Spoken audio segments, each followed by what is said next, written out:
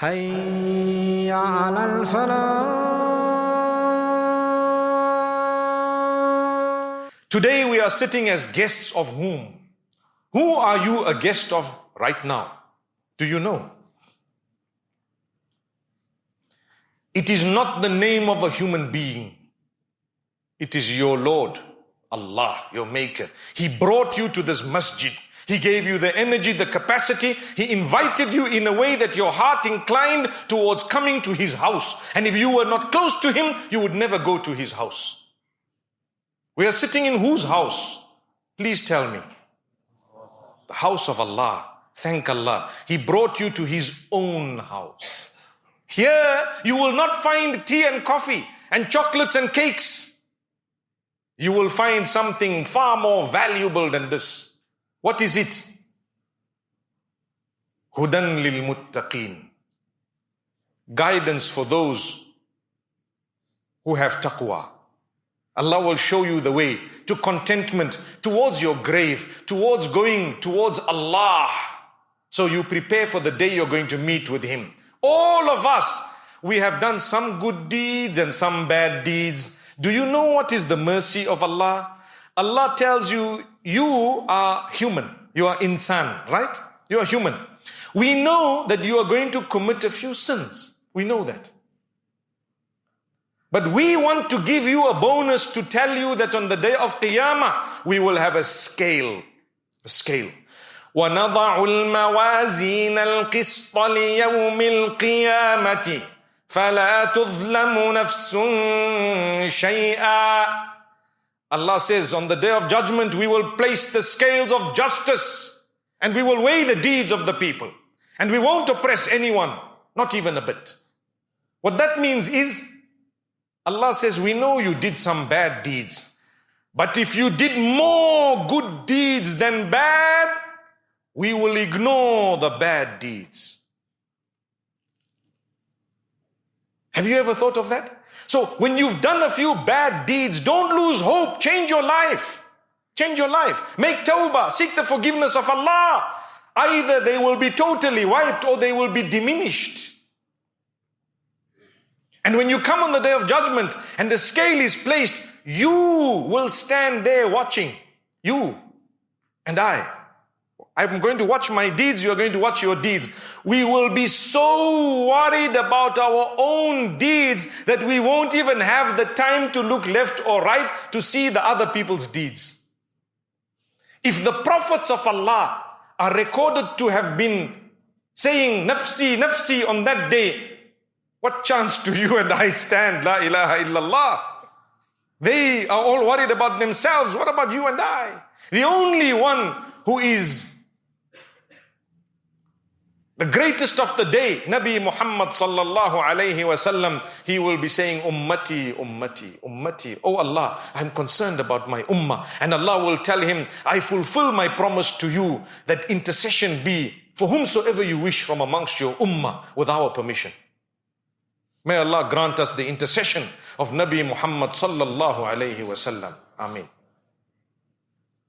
So your deeds are placed on the scales.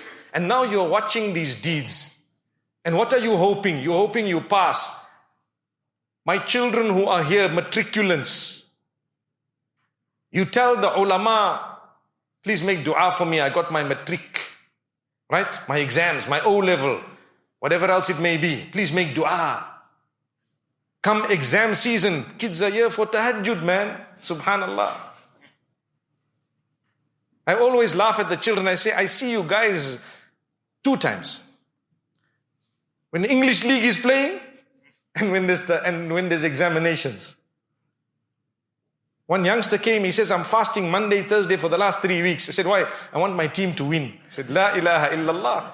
I want my team to win. Look at the focus and dedication. Can't we fast Monday and Thursday for fi sabilillah, for myself, for the sake of Allah? Even if you failed your matric, but you earned Jannah, wallahi, you have succeeded. And even if you got all A's and you aced them, but you didn't read Salatul Fajr, you lost everything. Raka'ata al-Fajri khayrum min ad-dunya wa ma fiha. The 2 sunnah of Fajr is better than the whole world and whatever it contains in the eyes of Allah. Are you going to get up tomorrow morning early and say, oh Allah, this is better than the Porsches and the Ferraris and the Bugattis and the Rolls Royces and the whatever not? Notice I'm giving you car examples because we all O's here, man. MashaAllah. Even the women are into vehicles these days. The other day I saw someone raced past me. I said, she was in niqab. I said, La ilaha illallah. The world is changing. MashaAllah. I thought my foot was heavy. I said, no ways. The sisters, mashallah, they're gymming it, man. Allah grant goodness. The point I'm raising is all this that we look at valuable, your perfumes, your clothes, your accessories, your watches, your cars, your houses, your facilities, your air cons, your bacons, your pools, your warm, whatever it's called, heated pools and whatever else. All of that, it won't help you. The minute your eyes close forever and ever and ever and ever, what will help you is rak'ata al-fajri khayrum min ad-dunya wa ma fiha. Your 2 rakats of fajr, sunnah, that is far more valuable than all of this put together. So, what is it that I was saying for 2 months I've been struck by? I still haven't told you. I'm just building up the momentum to tell you. Allah on the day of Qiyamah will give you your book, your own book. That's what it is. I am telling you now because Allah told Nabi Muhammad sallallahu alaihi wasallam, who told his companions, and the chain came all the way down to us. Today we have a Hafid who is going to be completing the memorization of the Quran today. Hence we are gathered here to listen to this beautiful melodious recitation of the last few verses that he's going to recite. The whole idea is the message that came through to us includes in it the fact that Allah Almighty is going to give you your book. What's in the book? Your deeds. Your book of deeds. What did you do in your life? From the beginning of puberty to the time your eyes closed. Whatever you did is in this book. So Allah says, those who did not turn to us. How do you turn to Allah? Either by seeking forgiveness or by entering into the correct faith. You enter into the correct faith with a shahada and you believe in the pillars of Islam and Iman.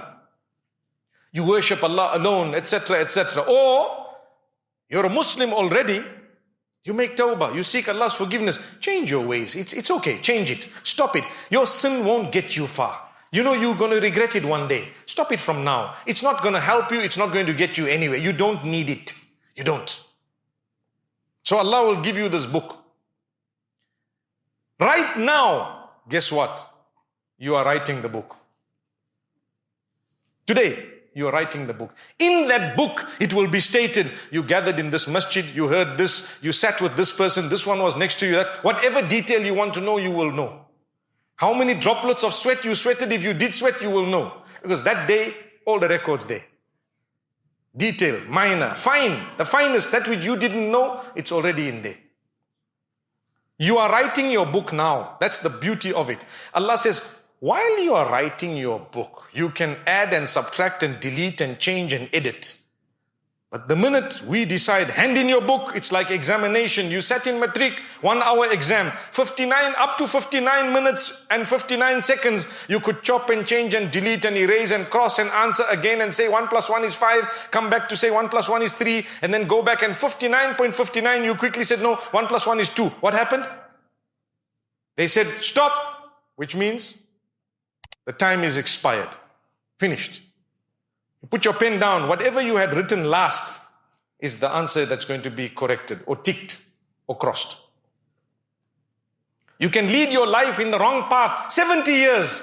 If your life is 70 and at 70 you turn to Allah the last day, you're a lucky chap.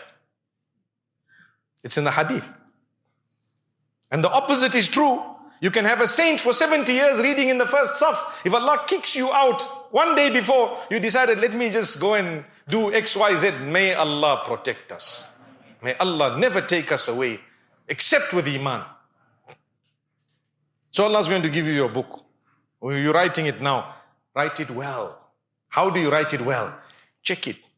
Ask someone.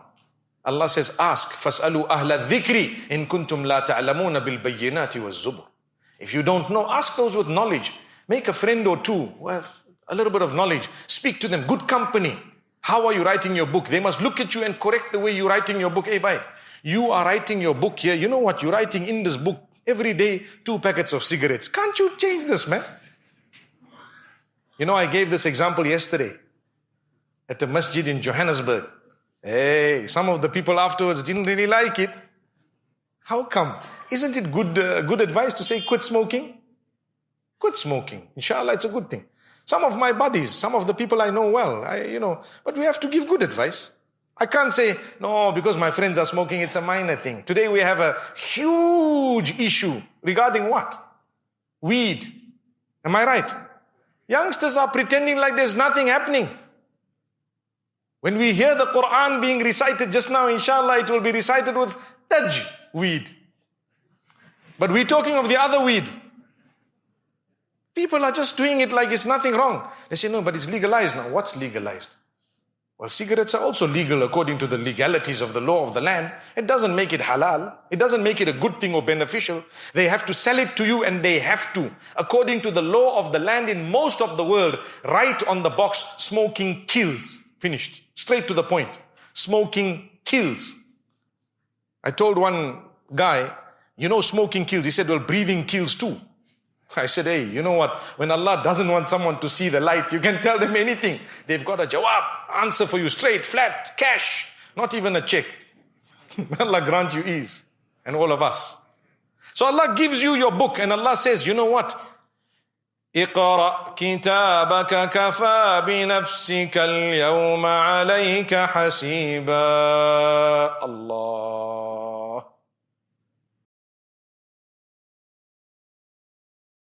Thank you so much for listening to this short message. I pray that it has increased you in a little bit of motivation and hope, and the same applies to all of us. Jazakumullah khair. Assalamu alaikum wa rahmatullahi wa barakatuh.